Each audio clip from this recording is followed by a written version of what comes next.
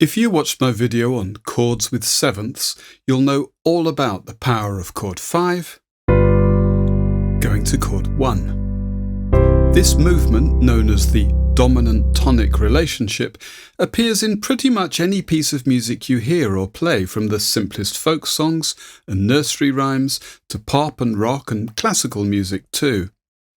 Every major key has a single dominant chord, chord 5, that directs the music back to chord 1, reinforcing the tonal centre or keynote like an unstoppable current. We can harness this mechanism in some interesting ways, so let's take a look at an example. Here's the opening of that old favourite that I use a lot in demonstrating various things, Amazing Grace. Let's play this in the key of C to keep things simple.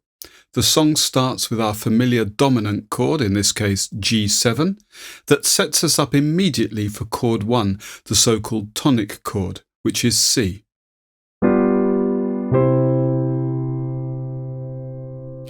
After a couple of bars of C, the chord moves to F for a bar and back to C. Here's the whole of the first 4 bars with the introductory G7 at the beginning.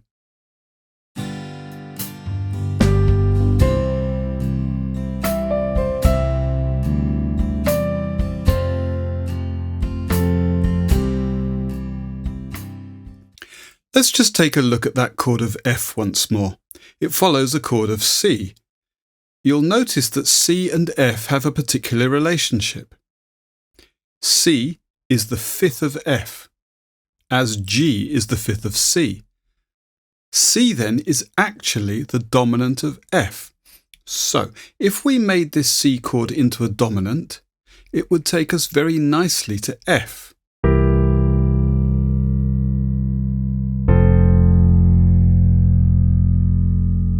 It's as if we've got a mini key change, as though we're treating F as chord 1 for a moment. Let's hear the same section now, but with this C7 in position to lead us to the chord of F.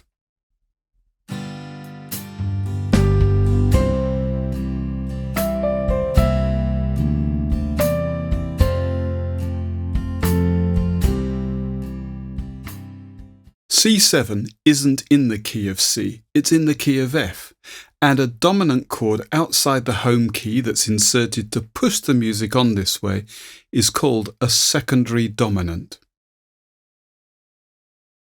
So, did we change key? Did we actually move to the key of F major? And did we then come back to C? Well, not really. That chord of F is actually in the key of C, and the C7 just moves us to a chord within the original key, like a different room in the same house. The rule is you can precede any chord within a key by its own dominant without changing key. This is an immensely powerful way to create more interesting chord progressions, and once you start to look out for these secondary dominants, you'll see them everywhere. Let's sketch out an 8-bar sequence. You could use the method we looked at in basic chords, where you just roll a dice to choose a chord from 1 to 6, or you could place chords more deliberately. It's up to you. But this time, we'll create 2-bar blocks for each chord. Here's a simple example in the key of G.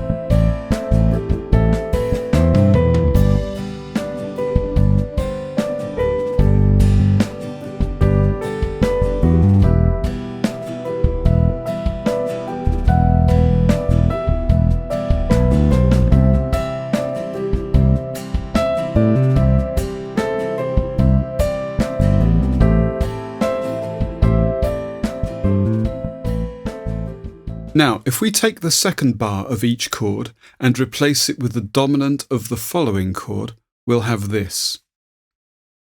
These new dominant chords create tension that resolves to the following chord, like a little current that momentarily flows against the tide. Some of these will sound a bit surprising, until you hear the chords they resolve to, at which point they'll make perfect sense. Here's how it sounds.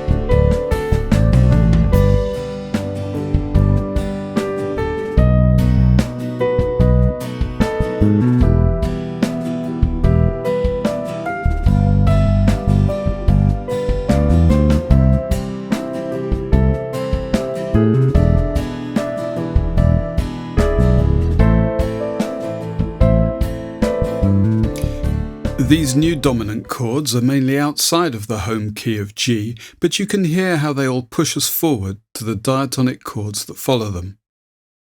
You'll hear this kind of thing in hymns, in blues and jazz, and it tends to add a gospel feel to anything it touches.